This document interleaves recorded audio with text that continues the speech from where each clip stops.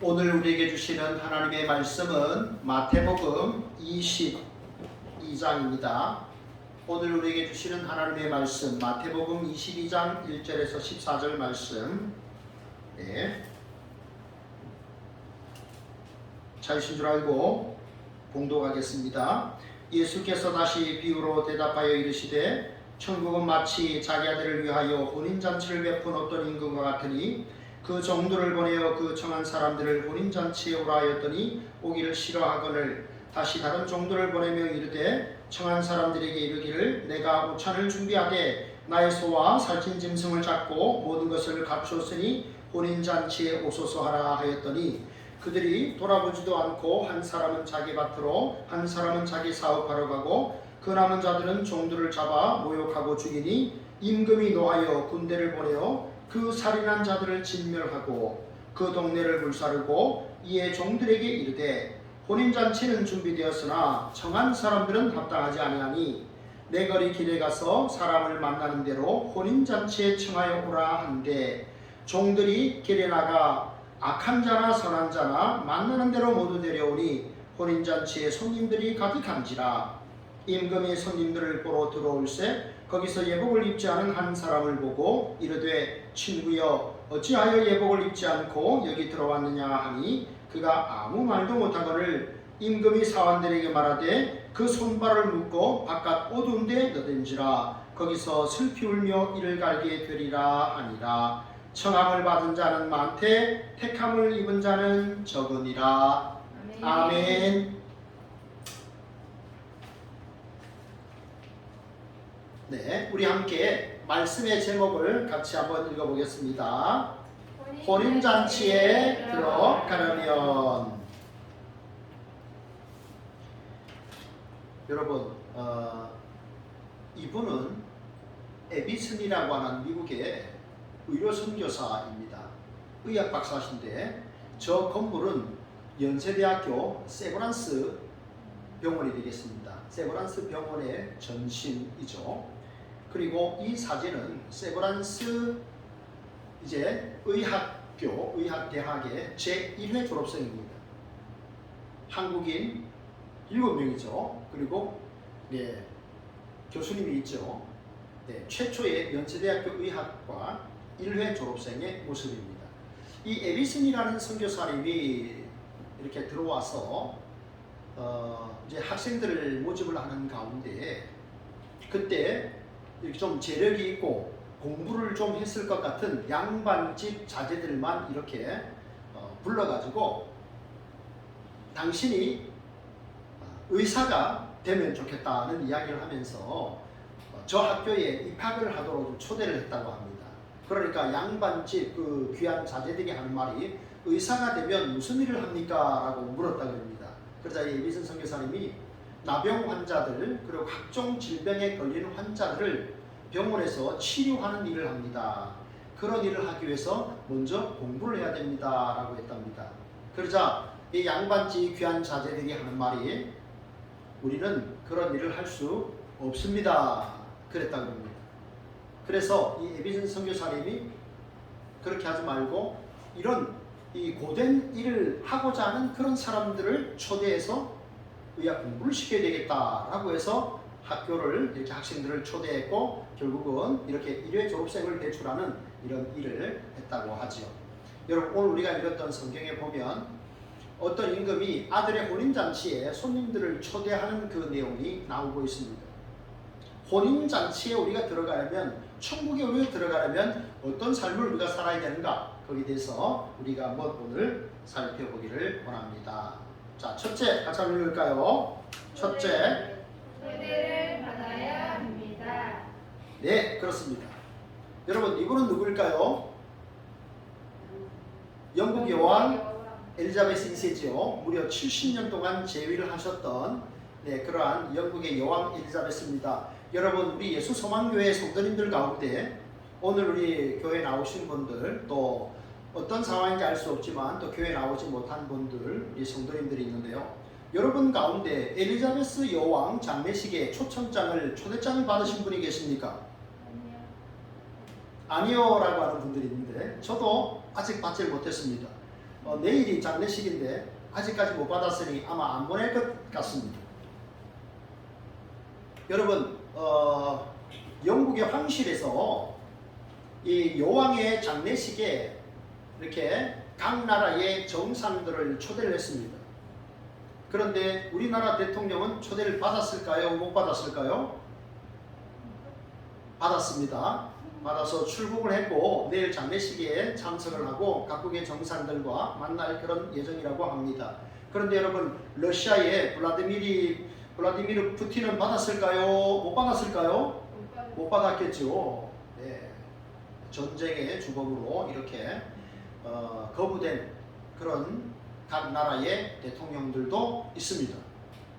어쨌든 장례식이거나 혹은 혼인 예식이나 초대를 받아야 되는 겁니다. 초대를 받지 못하면 갈 수가 없죠. 네, 초대를 받는 것이 이토록 중요합니다.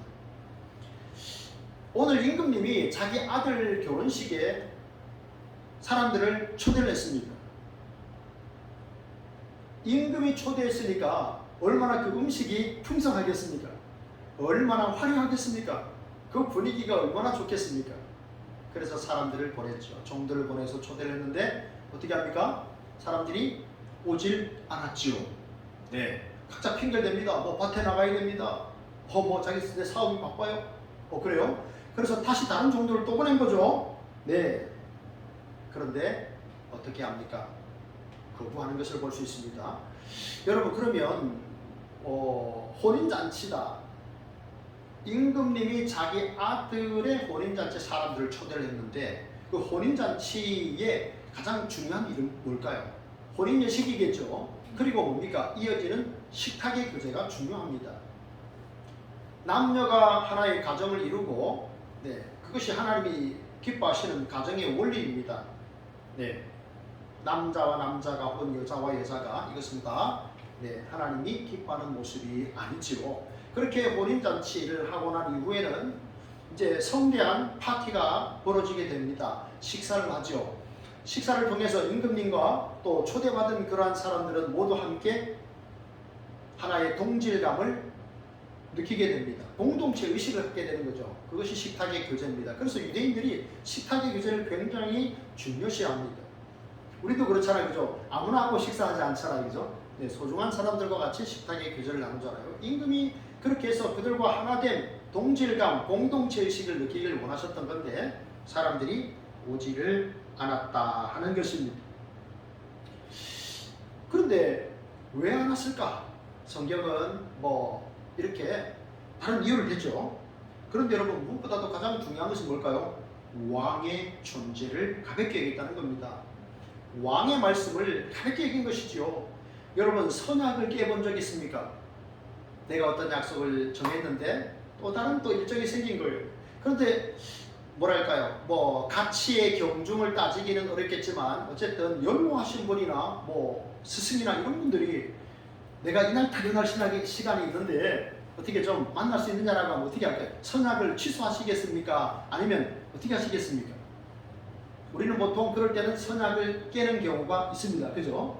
갑자기 교수님이 좀 만납시다. 어떤 또 연로하신 어떤 분이 또 만납시다라고 할 때 보니까 이날 우리 아이들하고 뭘 하기로 했는데 또 친구 만나기로 했는데 이러다가 그래서 선약을 좀 이렇게 전환을 해서 이야기 상황을 설명하고 그 날짜를 또 바꾸고 이렇게 그런 경우들이 도로 있습니다. 그러면 여러분, 오늘 이 혼인잔치 초대하신 분이 누굽니까? 임금입니다. 임금. 여러분, 제가 아까 장례식장, 이번에 장례식장에 영국의 황실에서 초대장이 왔느냐라고 했는데 초대장이 왔으면 제가 가야 했을까요? 안 가야 했을까요?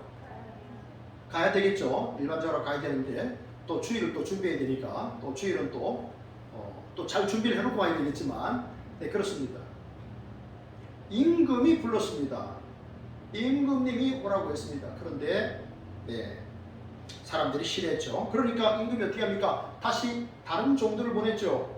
다시 다른 종들을 보내서 이렇게 말합니다. 내가 살찐소와 하는 여러 가지 다양한 음식들을 준비했으니 와서 식사를 하십시오. 와서 초대해 주십시오. 이렇게 다른 종들을 보내서 또 보낸 거예요. 그런데 어떻게 합니까? 또 무시를 한 거죠. 아까도 무시했는데 또 무시했습니다. 이런 무시를 참 당해보신 적이 있습니까? 왕이 어떤 반응을 보였는지 여러분 잘 알죠? 자, 손님들이 사업이 있어요. 밭에 나가서 뭐 해야 돼요? 그리고 어떤 종들은 어떤 그 초대받은 사람들 어떻게 합니까? 종들을 잡아다가 죽이기까지 합니다. 이 이야기를 듣고 왕이 굉장히 분노해서 그 성읍을 불태워버리죠. 네, 심판을 내리는 것을 우리가 볼 수가 있습니다. 여러분, 그런데 이 모습이 뭐냐 하는 거죠. 이 사람들의 이 모습, 임금님이 초대한 정도면 굉장히 친한 관계예요. 그죠? 네, 아무나 초대하지 않잖아요. 우리 집에 아무나 초대하지 않잖아요. 임금님이 초대를 한 사람들, 굉장히 친한 사람이라고 할 수 있죠. 이것은 이스라엘을 말합니다. 하나님이 선택한 선민, 우리는 하나님의 선택을 받은 하나님의 선민들입니다 라고 굉장한 자부심을 느끼는 유대인들입니다. 그런데 어떻게 합니까? 왕의 명령을 거부하는 것이죠. 하나님이 내가 여자의 후손으로 뱀의 머리를 상하게 하시겠다라고 하셨어요. 여자의 후손, 아브라함과 다윗의 후손 예수 그리스도를 보내셨는데 여자의 후손으로 오신 그분, 그리고 아브라함과 다윗의 후손으로 유대인으로 오셔야 되는 그분이 메시아예요. 메시아의 이 모든 조건을 다 갖춰야 됩니다. 예수님이 그런 분이셨어요. 그런데 오셨지만 유대의 종교 지도자들은 주님을 거부했고 호산나 다윗이 자손이여라고 고백했던 그 유대인들도 예수님을 거절한 거예요. 유대인들의 이 폐역한 모습을 볼 수가 있습니다. 여러분, 요즘 예레미야서 성경 잘 읽고 계십니까? 예레미야 성경을 보게 되면 하나님께서 여전히 계속해서 여호와께로 돌아오라 말씀하시죠. 너희가 내 말에 순종하지 아니했기 때문에 이 도성에 하나님께서 진노를 내리시고 너희를 칼과 기근과 전염병으로 망하게 하리라 말씀하셨죠. 하나님의 음성을 가볍게 여기고 순종하지 아니했기 때문에 그들에게 주는 징계였습니다. 그래서 어떻게 합니까? 주인이 어떻게 합니까? 너무너무 임금님이 화가 나셨어요. 그래서 분노한 겁니다. 동네를 불살랐습니다. 이 임금님의 분노가 하늘을 찔렀던 것을 우리가 알 수가 있죠. 여러분은 하나님의 나라로 초대장을 받으셨습니까? 네. 천국으로 초대장을 받으셨습니까? 네. 여러분은 어떻게 눈에 보이지 않는 하나님을 믿을 수가 있습니까? 눈에 보이지 않는데 대한민국의 역사도 아니고 이스라엘의 역사 2000년 전, 그것도 200년 전도 아니고 2000년 전에 베들레헴에서 마구간에서 탄생하신 그 예수님을 어떻게 하나님의 아들로 고백하고 나의 구세주로 나의 주인으로 믿을 수가 있습니까? 오직 하나님의 은혜로 된 일인 줄 믿습니다. 아멘. 부활하신 주님을 도마가 만나보질 못했죠. 그러니까 제자들에게 나는 부활하신 주님을 직접 만나보지 않고는, 내가 그분의 옆구리에 손을 대보지 않고는 내가 주님을 믿을 수 없다라고 하니까 좋으신 주님께서 다시 나타나셔서 도마에게 말씀하셨죠. 만져보라 그러셨습니다. 그러고 하시는 말씀이 너는 나를 본고로 믿느냐? 나를 보지 못하고 믿는 자들은 복되도다 라고 말씀하셨습니다. 여러분, 우리는 2000년 전의 그 사건을 여러분 눈으로 보지는 못했습니다. 그러나 우리가 믿습니다. 하나님의 놀라우신 크고 놀라운 은혜인 줄 믿으시기 바랍니다. 아멘. 여러분, 하나님이요 우리를 선택하셨죠. 우리를 부르셨죠. 우리를 초대해 주셨습니다. 그 하나님은 우리를 통해서 어떤 일을 하기 원하실까요? 우리를 통해서 또 다른 생명이 잉태되기를 원하는 것입니다. 우리를 초대하신 주님은 우리가 또 다른 사람을 초대하기를 원하고 계십니다. 여러분, 제가 얼마 전에 한 청년을 전도를 했는데 한 청년이 2주 정도 나오다가 계속 안 나오고 있는데요. 여러분이 전도를 하다 보면 이 사람이 교회를 계속 나올까? 이 사람이 과연 예수님 믿고 믿음 생활 잘하고 구원받을 수 있을까? 그런 염려 하시죠. 그러나 여러분, 그런 염려 하지 마시기를 바랍니다. 네, 그런 염려 하지 마시기 바랍니다. 교회는요, 영혼이 차고 넘쳐야 돼요.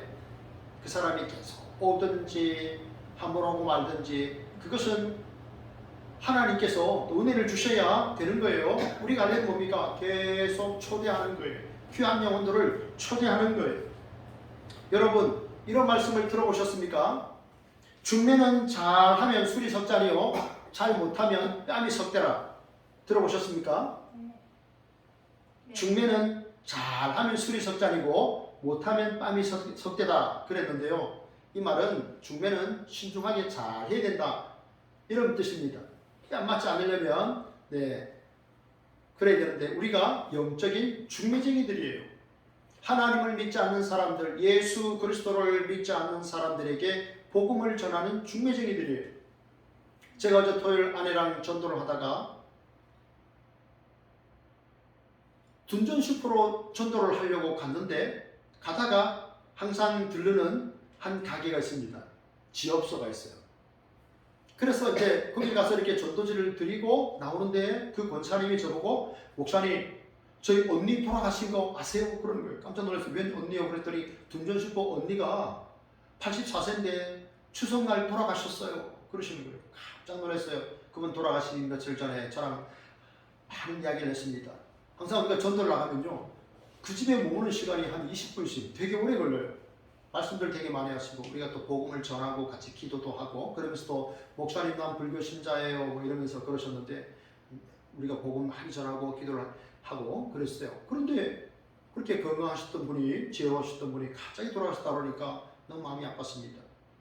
여러분 세상 사람들은요 세계적 그런 어떤 세상의 가치관을 가진 사람들은 인간이 죽는 순간에 영혼이 사라진다고 믿는 그런 과학자들이 넌 크리스천 과학자들이 너무 많아요. 제가 최근에 보고 있는 우리 최 집사님도 이제 보시는 그 기독교 세계관 그 책에 보면요 그런 글들이 있잖아요. 그러나 여러분 성경은 뭐라고 말씀합니까? 한 번 죽는 것은 정한이치요 그 후에는 심판이 있으리니 라고 말했어요. 우리의 영혼은 불멸의 존재예요. 주님을 믿는 백성들은 영혼은 어떻게 됩니까? 육신은 죽어서 호흡이 끊어지는 순간에 영혼은 주의 품에 안겼다가 주님 다시 오시는 그때에 우리가 새로운 부활체를 입게 되는 거죠. 죽지 않고 썩지 않고 병들지 않을 영원한 우리가 영원히 살게 되는 새로운 몸을 입게 되는 거예요. 믿으십니까? 네, 우리에게는요 그런 또 하나님의 나라에 대한 소망이 있잖아요. 여러분 주께서 우리를 부르셔서 눈에 보이지 않는 하나님의 나라 또 하나님 천국 영생에 대한 소망과 확신을 우리에게 주신 줄 믿습니다. 감사하시고 우리도 귀한 한 영혼을 이렇게 초대하는 일에 여러분 진심을 담아서 기도 가운데 그 일에 힘쓰시기를 주님의 이름으로 축복합니다. 둘째 같이 읽겠습니다. 초대에 응해야 합니다. 네, 초대를 받았다는 것은 굉장히 기분 좋은 일이죠. 그런데 그 다음에는요 초대에 응해야 되는 것입니다. 제가요 지난 9월 1일에 이제 분당생물교회에 이제 우리 목회자 세미나를 있었습니다. 목사님들도 계셨고 장로님도 계셨는데 총신대 신학대학원의 문병호 교수님이라는 이 교수님의 강의와 또 최광우 변호사님 두 분의 강의를 들었습니다. 그리고 이제 나오는데 이제 제가 이제 그 문병호 교수님에게 이제 강의 잘 들었다 인사를 하고 이제 가방을 들고 이렇게 지나오는데 한 선배 목사님이 저를 갑자기 부르시더니 이 목사님 우리 강사님들하고 같이 식사를 갑시다 그러는 거예요. 전혀 생각지도 않았어요. 그냥 가방 들고 지나가는데 따라오라 그래가지고 억지로 따라간 거예요. 그런데 또 이렇게 황태구이 정식을 먹으면서 그 강사분들하고 이렇게 정말 그 강의 시간에는 별로 질문을 많이 못 하잖아요. 그죠? 3분의 시간을 가졌습니다. 식사 시간이 한 1시간 반 있으면서요. 서로 소개하고 이렇게 좋은 대화를 정말 최근에 가장 은혜로운 시간을 저기서 보냈습니다. 얼떨결에 같이 갑시다 이렇게 한마디 해가지고 전혀 계획도 없이 그렇게 참 은혜의 시간을 보냈어요. 그래서 제가 그 강사분들에게 그 교수님이 저를 어떻게 소개했냐면 저는 교수님 저는 구레네 사람 시몬 같습니다 그랬어요. 구레네 시몬 여러분 아십니까?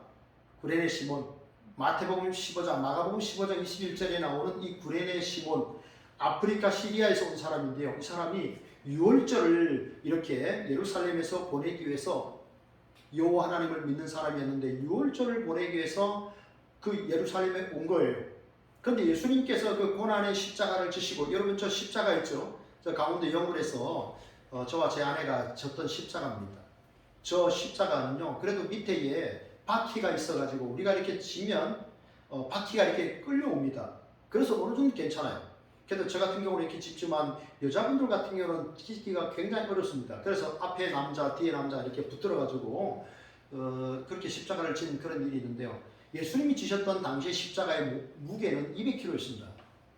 나무가 200kg고 그런데다가 예수님께서 식사도 잘하시고 아주 건장한 상태에서 십자가를 지고 계단으로 올라갔다면 조금 이해가 되지만 예수님은 더 패션 오브 크라이스트라는 멜 깁슨 감독의 그 영화를 보셨죠? 주님은 어마어마한 그런 이미 정말 뭐랄까요?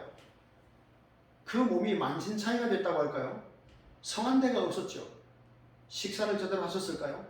기력이 쇠한 상태에서 그 200kg 그 무거운 십자가를 지고 하려니까 너무 고통스러우셨던 거예요. 그래서 로마의 군병이 마침 그때 구레네 사람 루포와 알렉산더의 아버지가 되는 구레네 사람 시몬이 지나가는데 억지로 그를 불러 세워서 지고 가게 했다라고 성경에 기록하고 있어요. 그러니까 구레네 사람 시몬은 억지로 지고 간 거예요. 지나가다가 야 너 이리 와 이거 줘 라고 해서 지고 간 거예요. 로마의 군대 세계 최강의 군인이 지금 아무나 죽일 수 있는 그런 권세를 가진 자들이 와서 저하니까 지고 간 거예요. 억지로 지고. 그죠? 지려고 했던 거야. 아, 장군이시여, 제가 저번에 십자가를 좀 줘도 되겠습니까? 이러고 진 게 아니라고요. 지나가다가 억지로 불러 세워서 억지로 죽였다고 성경이 분명히 말씀을 하고 있습니다. 그런데 여러분, 구레네 사람 시몬이 예수님과 함께 그 십자가를 진 거예요. 예수님과 함께. 예수님은 뭐 그냥 거의 달려갔다라고 해야 될까요? 시몬이 지고 그러면서 그 피 흘리시는 그 고통스러운 예수님의 얼굴을 바로 눈앞에서 뵙게 된 것이죠. 그가 고대했던 메시아, 여자의 후손으로 오시는 그 메시아, 아브라함과 다윗의 후손으로 오시는 그 메시아를 지금 바로 코앞에서 그 고난받는 메시아를 뵌 거예요. 그리고 그는 돌아갔고 그와 그의 아들 알렉산더 그리고 루포 그의 아내는 하나님을 잘 믿는 신실한 하나님의 일꾼들이 되었습니다. 그래서 로마서 16장 13절에 사도 바울이 이런 고백을 합니다. 주 안에서 택하심을 입은 루포와 그의 어머니에게 문안하라. 이 루포가 누구냐? 마가복음 15장 21절에 보면 마침 알렉산더와 루포의 아버지 구레네 사람 시몬이 시골로부터 와서 지나가는데 그들이 그를 억지로 같이 가게 하여 예수의 십자가를 지우고 예수를 끌고 골고다라 하는 곳에 이르렀다라고 말씀을 합니다. 그런데 여러분, 사도 바울이 루포를 이야기하고 그 어머니를 이야기하는 가운데 이렇게 말씀하죠. 주 안에서 택하심을 입은 루포라고 말합니다. 그러니까 구레네 사람 시몬도 주 안에서 택함을 받은 거였죠. 얼떨결에 지나가다가 그게 붙잡힌 것 같지만 하나님의 은혜가 벌써 이미 임한 거예요. 하나님의 놀라운 섭리가 있는 거죠. 우리는 얼떨결에 지나가다가 잡힌 것 같은데 놀라운 하나님의 은혜가 임한 거죠. 그냥 인사하려고 지나가려고 했는데 부름을 받아서 식사를 하면서 기쁜 은혜의 시간을 경험하게 된 것처럼 말입니다. 여러분은 스스로 나는 하나님의 택함을 받은 하나님의 자녀입니다. 확신하십니까? 네. 자, 그러면 우리가 어떻게 할 수 있느냐? 내가 어떻게 하나님의 선택을 받은 사람일까 어떻게 알 수 있습니까? 성경이 알려주고 있습니다. 에베소서 1장 4절은 이렇게 말씀합니다. 곧 창세전에 그리스도 안에서 우리를 택하사 우리로 사랑 안에서 그 앞에 거룩하고 흠이 없게 되게 하시려고 그 기쁘신 뜻대로 우리를 예정하사 예수 그리스도로 말미암아 자기의 아들들이 되게 하셨으니 이는 그가 사랑하시는 자 안에서 우리에게 거저 주시는 바 그의 은혜의 영광을 찬송하게 하려는 것이라. 하나님께서 우리를 창세전에 세상을 만드시기도 전에 우리를 먼저 택하셨다는 거예요. 예정하셨다는 거예요. 놀랍죠? 우리는 역사를 과거와 현재와 미래로 나눕니다. 그러나 하나님은요, 그때도 계시고 지금도 앞으로도 예수 그리스도는 언제나 동일하시느니라. 어제나 오늘이나 동일하신 분이잖아요. 역사의 시간의 주관자시기 때문에 우리는 나누지만 주님은 나누실 필요가 있을까요? 네. 그래서 하나님께서 창세전에 세상을 만드시기도 전에 우리를 예정하시고 때가 되면 우리를 부르셔서 주의 자녀 삼아주신 줄 믿으시기 바랍니다. 그럼 왜 우리를 하나님께서 이 수많은 세상의 사람들 가운데 우리를 하나님의 자녀로 선택해 주셨는가? 우리로 하나님의 나라를 믿게 하셨는가? 눈에 보지 못했는데 하나님의 나라에 대한 확신, 하나님을 아버지라고 부르며 이렇게 살아가게 하셨는가? 목적이 있습니다. 그의 은혜의 영광을 찬송하게 하려 합니다. 은혜의 영광이라고 하니까 하나님의 은혜의 영광이라고 하니까 되게 어렵죠. 하나님의 은혜와 하나님의 영광을 찬송하게 하려 합니다. 이런 뜻입니다.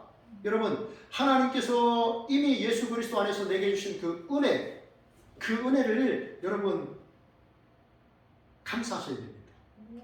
제가 그 총신대 문병 교수님으로부터 들었던 명언은 뭐냐면, 성경을 통해 발견한 보화를 기도를 통해 캐내자 하는 그런 말씀을 들었는데 굉장히 참 감동이 됐습니다. 성경을 통해 발견한 성경 속의 보화를 기도를 통해 캐내자는 것입니다. 그래서 말씀과 기도 생활이 이렇게 중요하다는 거죠. 이것이 우리의 신앙을 지켜내는 마치 리어커의 두 바퀴 같은 거죠. 하나는 말씀, 하나는 기도가 되는 겁니다. 여러분, 마태복음 22장에 보면 지금 임금님이 분노했습니다. 그래서 어떻게 됩니까? 8절에 보니까요, 내가 많은 사람을 청했는데 그들이 내게 합당하지 않다라고 하시면서, 그러면서 종들을 향해서 어떻게 말합니까? 내 거리 길로 나가라. 만나는 사람마다 만나는 대로 혼인잔치 청하에 데려오라. 그게 임금의 뜻이었어요. 그래서 종들이 나가서 악한 자나 선한 자나 만나는 자들마다 다 데려온 거예요. 그래서 혼인잔치에 사람이 넘쳐났던 것입니다. 그들이 그렇게 내거리로 나갔던 것은 유대인들이 거부했기 때문이에요. 그래서 하나님의 구원의 역사가 이방인들에게 넘쳐나는 이러한 내용을 말씀을 하고 있죠. 여기 악한 자라는 말은 아담의 후손이죠. 네, 거듭나지 못한, 그래서 죄악 가운데 살아가는. 선한 자는 하나님과 이웃에게 정직하고 선을 행하는 자들이에요. 이런 사람들이 다 온 거예요. 그 임금의 혼인잔치에 다 온 거예요. 여러분, 교회도 마찬가지입니다. 선한 자, 악한 자, 거듭난 자, 거듭나지 못한 자 다 모여있는 것이 교회입니다. 대조적인 사람들이 다 모인 것이 교회 공동체예요. 그러나 여러분, 너무 걱정하지 마십시오. 사람을 변화시키는 분은 누구일까요? 하나님이십니다. 성령 하나님께서 말씀을 듣는 사람들의 마음을 변화시키는 거예요. 그들의 마음을 주장하시는 거예요. 우리가 사람을 변화시키지 못합니다. 그러니까 걱정하지 마시고 초청하시면 됩니다. 제가요 9월 3일 그때 9월 초에 첫 월요일이죠. 첫 월요일에 우리 용인시 실내체육관에서 경기도 목회자 체육대회가 있었습니다. 제가 그래서 용인시 족구 대표로 나갔습니다. 제일 잘하는 팀에 스비스로, 좌측 스비스로 나가지고 경기를 했는데, 한 게임이라도 이겼을까요? 졌을까요? 한 게임이라도 못 이기고 졌습니다. 그래서 예선 탈락은 했지만 끝까지 제가 다 끝날 때까지 거기에 있었습니다. 왜 있었을까요? 뭐 때문에? 경품 때문에. 네, 경기에는 다 졌지만 경품이 있었습니다. 경품 중에 뭐가 있었냐면, 최고의 경품은요, 스타일러라고 하는 건데, 이렇게 왜 그거 딱 이렇게 옷을 딱 걸어놓으면 쫙 마르는 그런 게 있잖아요. 스타일러. 권사님 아십니까? 네, 아주 양복을 이렇게 뭐 다렸다고 할까요? 뭐 그렇게 아주 깨끗하게 해주고, 네, 그런 스타일러 한 150만 원 정도 된다 그래요. 근데 어떤 목사님이 스타일러라는 말을 잘 못 알아들어가지고 스타리아로 들었어요. 스타리아는 차입니다. 차. 네, 한 3천만 원 정도 되는 차인데, 목사님 스타리아 차가 어디 있습니까? 이러면서, 그래서 스타리아가 아니고 스타일러입니다. 제가 그랬어요. 그런데 어떤 목사님이 탔어요. 네. 근데 그 목사님이 그것을 탈 수 있었던 이유는 뭘까요? 그 자리에 끝까지 버티고 앉아있었기 때문입니다. 수백 명의 목회자들이 혹시라도 상을 탈까봐 끝까지 버틴 거예요. 그래서 저도 목사님들이 모이면 나도 그 스타리아를 한 대 타고 싶다, 이런 기도를 한 적이 있습니다. 어쨌든 중요한 것은 뭡니까? 끝까지 있어야 된다는 거. 초대를 받은 사람들은 끝까지 초대에 응해야 된다. 신속하게 주께서 말씀하시면 여러분 반응하시기 바랍니다. 지금까지 잘하셨는데요. 앞으로도 주님 말씀하시면 여호와여 말씀하옵소서 순종하겠나이다. 다 같이 해볼까요? 여호와여 말씀하옵소서 순종하겠나이다. 그러시기 바랍니다. 하나님께 순종하면, 여호와를 가까이 하면 내게 복이라. 여러분 복 받으실 거예요. 주님이 말씀하실 때 즉각적으로 반응하시고 순종하시는 축복의 통로로 살아가시기를 바랍니다. 아멘. 자, 이제 마지막 세 번째입니다. 같이 읽겠습니다. 예복을 입어야 합니다. 그랬습니다. 자, 여러분, 그런데요, 이 사람이 많은 사람들이 초대를 받았잖아요. 그죠? 선한 자나 악한 자나 다 초대를 받아서 예복을 입었어요. 자 여러분, 근데 유대인들의 거기서 이제 결혼식에는 혼주 되시는 분이 예복을 나눠줍니다. 그래서 결혼식장에 가면 그 예복을 입는 거예요. 그리고 그 결혼식장에 참여하는 거예요. 혼주가 예복을 다 준비해요. 오시는 분마다 옷을 거기에 맞게 뭐 95, 100, 저 같은 경우는 3X 라지 이렇게 입고 이렇게 들어가는 거예요. 각각의 그 몸 상태에 따라서 이렇게 옷을 많이 준비해 놨어요. 그래서 그 옷을 입고 들어가서 잔치를 즐기면 되는 거예요. 그런데 이 사람은 안 입은 거예요. 유독이 한 사람이 그것을 입지 않았어. 그래서 임금님이 와서 본 거예요. 그러니까 안 입었어. 자기가 준비해 줬는데 안 입은 거예요. 그래서 불렀어요. 뭐라고 불렀습니까? 친구여라고 불렀습니다. 마태복음 21장에 그 포도원 주인도 자기에게 막 따지는 사람들, 아니 우리는 아침 6시부터 와가지고 일했는데 어떻게 5시에 온 사람하고 똑같이 일당을 똑같이 줍니까? 막 따지니까 부르는 말이 뭡니까? 친구여 그랬죠. 그래서 이렇게 친한 사람들 친구라고 부르지만 심판의 대상이 되는 이런 사람도 친구여라고 이렇게 또 이렇게 부르셨어요. 그리고 네가 어찌하여 예복을 입지 않았냐 그렇습니다. 이 사람이 아무 할 말이 없죠. 왜냐하면 아까 주셨잖아요. 혼주가 주셨거든요. 그런데 안 입었어요. 그러니까 어떻게 합니까? 이 사람이 수족을 묶어버립니다. 그리고 바깥 어두운 데로 내쫓아요. 거기서 이를 갈면 슬퍼하리라. 이렇게 말씀을 하고 있습니다. 여러분 이것은요. 주님이 재림하시면 이게 이대로 이루어집니다. 주님 재림하시면요. 이대로 이루어지는 거예요. 그때 중요한 것은 뭡니까? 예복이 중요합니다. 여러분 예복이 너무 중요해요. 그때 우리가 입는 이 예복입니다. 이 사람이 슬피 울며 이를 간다 그랬는데 이것은 보통 슬픔이 아닙니다. 정말 괴로움과 절망, 헤어날 수 없잖아요. 이제 끝이잖아요. 그죠? 주님 재림하셔서 딱 나눠지면 끝입니다. 아직은 기회가 있죠. 아직은 복음을 들을 수 있는 기회가 있지만 주님이 언제 오실지 모르는 거예요. 그리고 내가 언제 삶을 마감할지는 아무도 모르는 거예요. 그 다음에는 이러한 심판이 이어지는 겁니다. 슬피 울며 이를 가리라. 내가 왜 그때 안 믿었을까? 그때 내가 마음으로라도 고백하고 내가 고백했더라면 하나님 편에 있었을 텐데 내가 왜 거부하고 그 옷을 입지 않았을까?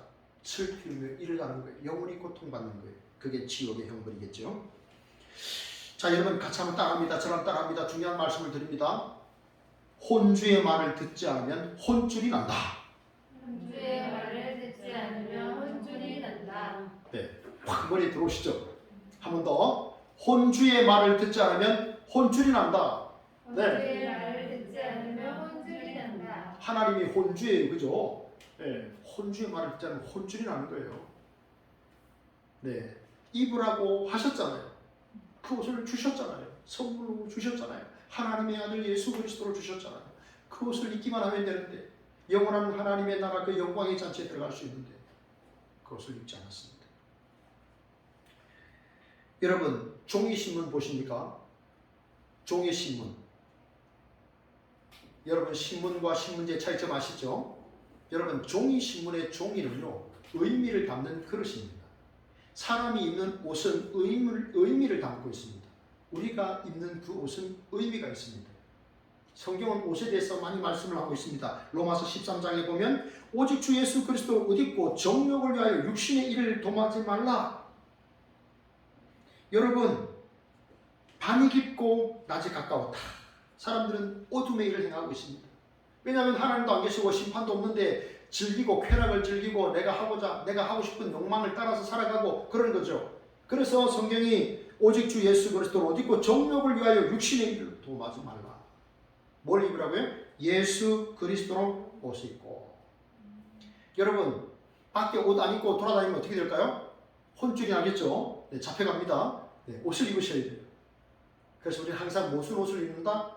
기쁠 때나 슬플 때나 눈 뜰 때나 눈 감을 때나 예수 그리스도로 옷을 입으시기 바랍니다. 아멘. 그렇게 예수 그리스도로 옷을 입으면 하나님은 점점 가까이 만날 수 있고 죄는 점점 멀어지게 되겠지요. 예수 그리스도 옷 입은 사람들 그리스도의 열매를 맺습니다. 여러분 우리가 나무를 봐서는 모르지만 열매를 보면 나무를 너무나 잘 알 수 있죠. 성령의 사람 하나님의 사람은 열매를 맺습니다. 어떤 열매를 맺습니까? 오직 성령의 열매는 사랑과 희락과 화평과 오래 참음과 자비와 양성과 충성과 온유와 절제니 이 같은 것을 금지할 법이 없느니라. 갈라디아서 5장 22~23절에 말씀하고 있습니다. 여러분 그 열매를 통해서 예수 그리스도를 옷 입음으로 하나님께 영광을 돌리는 우리 성도들 되시기를 축복합니다. 아멘. 여러분, 제가 어제 우리 교회 카톡방에다가 한 동영상을 올렸습니다. 혹시 보셨습니까? 네. 자, 이분에 관한 이야기입니다. 우리는 예수 그리스도로 옷을 입고 평생 예수 그리스도로 옷을 입은 분인데요. 이분은 문중경이라고 하는 1891년에 전라남도 신안에서 태어난 한 여성분입니다. 자, 그런데 이분은 17살에 신랑의 얼굴도 한번 보지 못하고 결혼을 했습니다. 그런데 아이를 낳지 못하니까 신랑이 둘째 분을 맞이해서 이렇게 살게 됩니다. 거기서 태어난 아이를 이 문중경 전사님은 또 잘 돌보셨다 그래요. 그런데 이분이 집에 있는데 전도하러 온 전도부인, 옛날엔 전도부인이라 그랬죠. 네. 그래서 그분들의 전도를 받고 예수님을 믿게 됐습니다. 그리고 이성봉 목사님의 부흥에 참여하면서 굉장히 큰 은혜를 받고 이제 성서신학대학, 서울에 있는 오늘날로 말하면 서울신학대학의 전신인 그곳에서 학교에서 이제 공부를 했습니다. 병성 성서학원이라고 그 당시에 그랬는데요. 마포구 아현동에 가면은 아현성결교라는 큰 교회가 있습니다. 거기가 옛날에 성경학원이었습니다. 경성 성서학원이었는데 거기서 공부를 하시고 이분이 이제 전도사가 된 다음에 그분이 이제 고향으로 오시죠. 전라남도 신안입니다. 신안 가보셨습니까? 전 아직까지 못 가봤어요. 목포에서 이렇게 신안으로 들어갑니다. 목포, 그 다음에 신안 이렇게 됩니다. 신안에는 1004개의 섬이 있다랍니다. 1004의 섬, 신안 이렇게 말하는데요. 이 문중경 전도사님이 거기서 열심히 전도를 했다고 합니다. 무려 고무신이 9켤레, 한 해에 고무신이 9켤레가 이렇게 헐어 떨어져서 모시는 정도로 그렇게 신방을 다니시면서 만나는 사람마다 그를 기도해주고 축복해주고 찬양하고 어떤 때는 의사 역할, 간호사 역할, 또 우편 배달부 역할 그런 많은 일들을 하면서 열심히 복음을 전하며 살았습니다. 그런데 이제 1950년 10월 2일 그때에 이제 6.25 전쟁이 나고 목포 신안으로 이제 공산당이 쳐들어옵니다. 자, 그리고 이제 결국 이제 이 전도사님이 잡히게 됩니다. 잡히게 되는데 이제 공산당이 이렇게 말하는 겁니다. 새끼를 많이 깐 씨안타가 죽어라 그러면서 죽창으로 그러면 이제 죽창으로 찌르는 장면인데요. 죽창도 찌르고 이제 총으로도 때리고 그러다가 결국은 안 죽으니까 목에다가 총을 쏴서 이제 죽였습니다. 그래서 문중경 전도사님이 1950년 10월 3일 그때에 이제 순교를 당하게 됩니다. 근데 사람들이 그 시신을 어떻게 할 수 없잖아요. 왜냐하면 공산당이 있으니까. 그래서 대충 이렇게 덮어놨다가 그 다음에 2월에 장례식을 거행을 했습니다. 그런데 기록에 의하면 백범 김구 선생이 돌아가셨을 때에 그 인파보다도 더 많은 사람들이 문중경 전도사님의 장례식장에 참여했다. 이런 기록이 있습니다. 그분을 통해서 기도를 받은 사람, 또 전도를 받은 사람, 위로받은 사람, 사랑받은 사람 이런 사람들이 그 사람들이 어마어마하게 보였던 것이죠. 여러분, 이분이 전도한 사람 중에 이런 한국교회에 큰 인물들이 있었습니다. 좌측에 있는 분이 누구죠? CCC의 총재를 지낸 김중곤 목사님입니다. 네, CCC 총재 김중곤 목사님. 제가 저번에 책을 통해서요, 이 대학생 시절에 얼마나 큰 감동을 받은지 몰라요. 네, 제게 참 정말 큰 감동을 줬던 책입니다. 우리 김중곤 목사님 책인데요. 김중곤 목사님이 조동네 사람입니다. 신안. 그리고 오른쪽에는요, 제가 숭실대 상담대학원에서 이제 공부를 했는데 그때 제가 우리 교수님보다도 저 정태기 교수님이 쓴 책을 많이 읽었습니다. 굉장히 감동이 되는 전라도의 구수한 사투리를 참 많이 쓰시고 있던 우리나라 상담학의 참 정말 비료 같은 존재인데요. 정태기 교수님. 이분이 저분 제자입니다. 문중경 전도사님이 제자들이었어요. 그리고 저 문중경 전도사님 밑에서요, 목회자가 60명이 넘게 나왔습니다. 어마어마하죠. 법조인이 30명. 한 여성의 헌신적인 예수 그리스도로 옷 입고 일생을 그렇게 전도하며 살았던 그러한 한 인물, 그분의 삶에서 이렇게 많은 참 훌륭한 그런 제자들이 나왔던 것을 우리가 볼 수 있습니다. 여러분, 우리가 지금 예수 그리스도로 옷을 입고 있습니까? 주께서 기뻐하시는 삶을 살아가고 있습니까? 우리는 하나님께서 주의 백성으로 불러주시고 초청하셨는데 어떻게 부름받은 사람으로 어떻게 살아가고 있습니까? 여러분, 어떠한 경우든지 예수 그리스도의 옷을 벗지 마십시오. 그 나라에 부끄러움을 당할 수 있습니다. 세상 사람들은 당신이 가진 집이 당신을 말해줍니다. 당신이 타는 차가 당신을 말해줍니다 라고 말하지만 거짓입니다. 여러분, 당신 입은 옷이 당신을 말해줍니다. 그날에 우리가 예수 그리스도로 옷을 입을 때 주께서 우리를 받아주시고 우리의 선한 행실 그 열매를 통해서 주님은 우리에게 상을 주실 줄 믿습니다. 끝까지 예수 그리스도로 옷 입어 주께 영광을 돌리는 저와 여러분 되시기를 진심으로 바랍니다.